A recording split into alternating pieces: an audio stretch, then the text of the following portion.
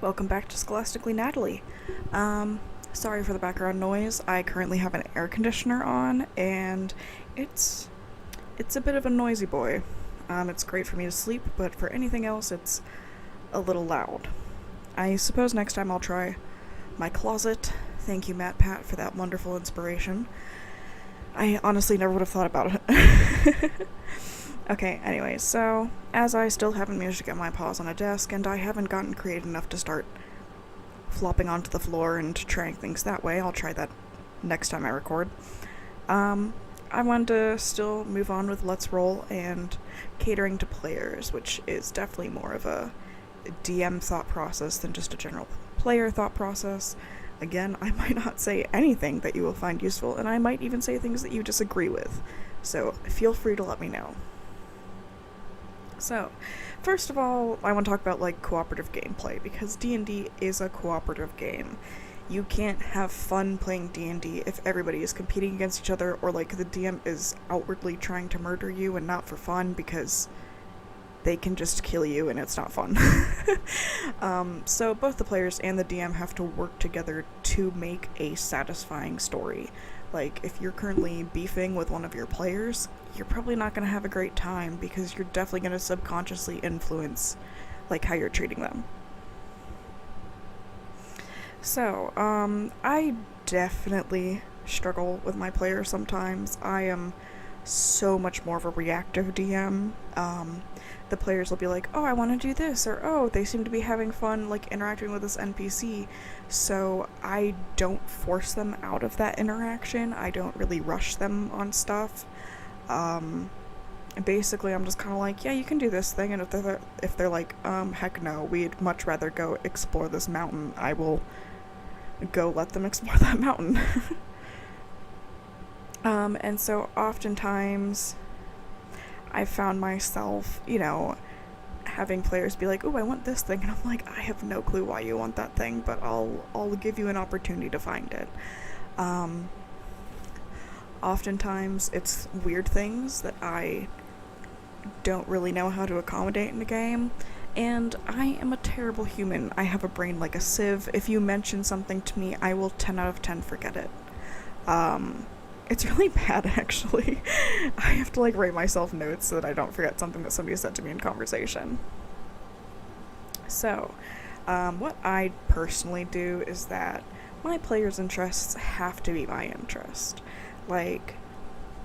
If somebody wants to start becoming an author, selling books about their adventures, I need to accommodate that. I shouldn't be like, oh, well, nobody would ever want to publish it, because it's something so small. I gave them money for it, but if you don't, you can still give them just a little bit of money, just eke it out, but it's still just kind of a fun side hobby. Most of the time I can twist my way around to get a player something they want, but I am definitely not perfect at this, and it can take a lot of work sometimes, either on my behalf or on the player's behalf. So, I've had some different players with very different needs. I've had players who changed their mind essentially halfway through a campaign, and then I have my second player, who I'm definitely going to be talking about later, who chased an answer throughout the entirety of their campaign, and I only gave them concrete ones on the last session. Again, I'm evil. So, there's about 3 things I want to talk about. Number 1 is players with really specific requests. My roommate, she's pretty much my best friend, she'll be like, oh, I really want this certain thing. And I'm like, okay, yeah, we can do that, we can get that started, you can redeem it at some point, or get it as a reward. You're not necessarily going to get it immediately, but we can work you to a point where you get that. And then sometimes I'll have players who specifically want some sort of goal that they're reaching, or who are trying to gain a certain amount of influence. And that's definitely something I'm more than willing to work with them towards. Sometimes it has to eke in next to the main storyline. I have had quite a few players who are doing things in secret, which is always a lot of fun for me personally. So the number 2, there's some players just with goals. They don't want a status change, they don't want a specific item. Some of them just want information, for answers. Specifically, my one player who is searching for answers the entire campaign. And sometimes they have no clue what exactly they're looking for. Like, again, some of them are like, okay, I want to find this certain thing out. And I'm like, sweet, I'll give you opportunities to do so throughout, like, you know, this campaign. But then, you know, they won't know what specific thing to ask about. They won't know what they're actually looking for because I am a bad human and didn't give them enough detail. And so oftentimes I find myself saying, hey, if you want something specific out of this, please tell me, because I will give you more information about that. Like, if you're gearing up for a specific maneuver or like a specific answer, tell me and I'll give you the information you need. You know, because I don't want to have you miss out on an opportunity to do something you think would be cool, or like that you would just have fun doing just because you just don't have all the information you need. And so then number 3, I have had quite a few players that just don't have any specific purpose. They're just here for the ride, honestly. Sometimes they're my favorite. Like, the party leader we ended up having during my campaign was just kind of like, I'm just doing whatever I feel like, and then just dragged everyone else with her, which was honestly really amusing. And sometimes everybody else would be like, well, can we do this thing? And she'd be like, sure, why not? And then there are also some players that, like, they want something, but they can't tell me what they want, or they, like, don't want to tell me what they want, and I'm just kind of like, I don't know what to do for you, though. And that, in particular, definitely makes me pretty frustrated, because I'm like, dude, just tell me what you want from me. Because otherwise you're getting it how my brain thinks you want it, and sometimes that is not how people want things. So, I would like to do more in-depth talks about this. I certainly have some very specific some very specific players that I want to talk about. Of course, they will not be named. I just might have to call them by their character name or something, because I don't want to accidentally dox anyone. And I certainly find myself struggling a lot with just, you know, kind of stepping back from being a giant control freak. Because, again, remember, I was an education major, and I think to be an education major, you definitely have to be like, well, I want to do things in a specific way, and things should happen in that specific way. And I will admit, I definitely struggle with things not going that specific way, or, you know, if outside of D&D somebody is kind of being like, oh, why don't we do this and why don't we do that, I definitely take it as more of like a personal attack rather than just kind of like a commentary on the story, which I have gotten better about. It's taken me a bit. I've kind of come to terms with the fact that sometimes I'm not hitting everything that everybody needs to hit, and I should be taking that criticism with a little bit more grace. But it definitely did feel like a personal attack to me when, you know, somebody's telling me not to hold my D&D campaign every single week and do every other week or something. But most of the time I have been blessed with characters who are more than happy to be a driving force behind a campaign. And I feel like I'm much rather be a reactive DM. Not that I think that anybody who is like an inciting DM is doing it wrong. That's just like a personal preference. Clearly I prefer to be a reactionary DM. Mostly because the players all make their own choices.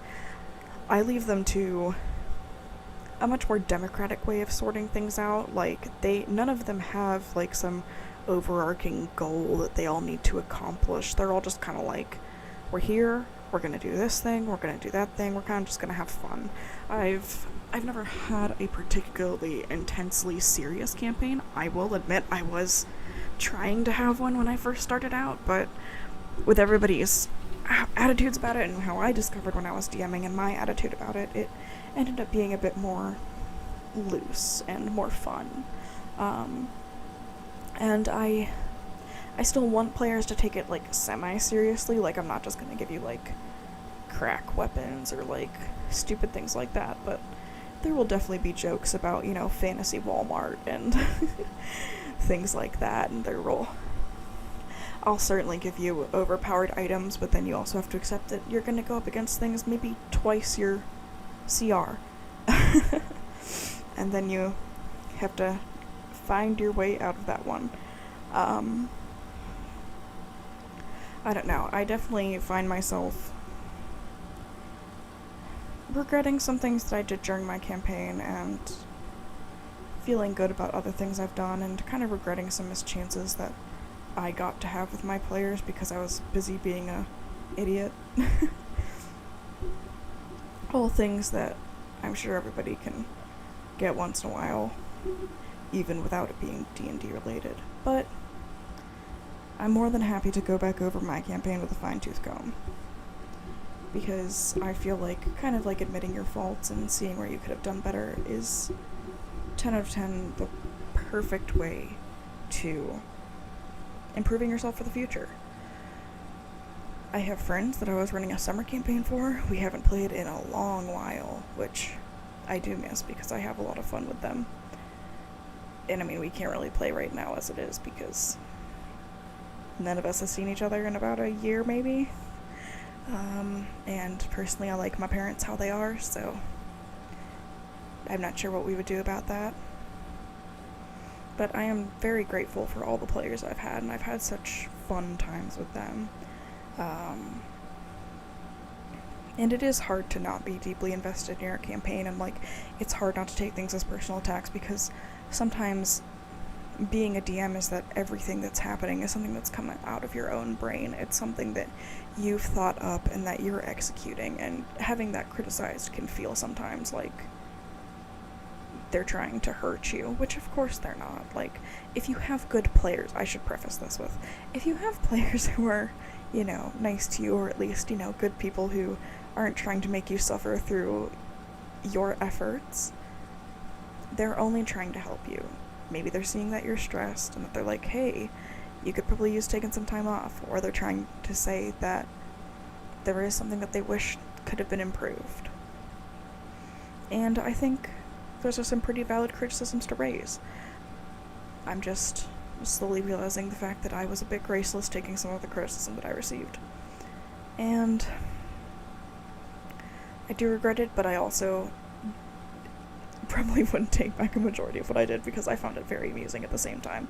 I am definitely a little bit of a sadist when it comes to being a DM. I enjoy watching my players groan and suffer. As long as they are still laughing a little bit while they suffer, I am so happy for it. Okay, I feel like I've rambled on for long enough. So, thank you for listening, thank you for watching. I hope I've said something that's mildly useful for you. Thanks for watching, and I hope you enjoyed the video. Don't forget to hit the like button and subscribe, and if you're interested, you can find me on Instagram at Horde of a Dice Dragon. Scholastically Natalie, out.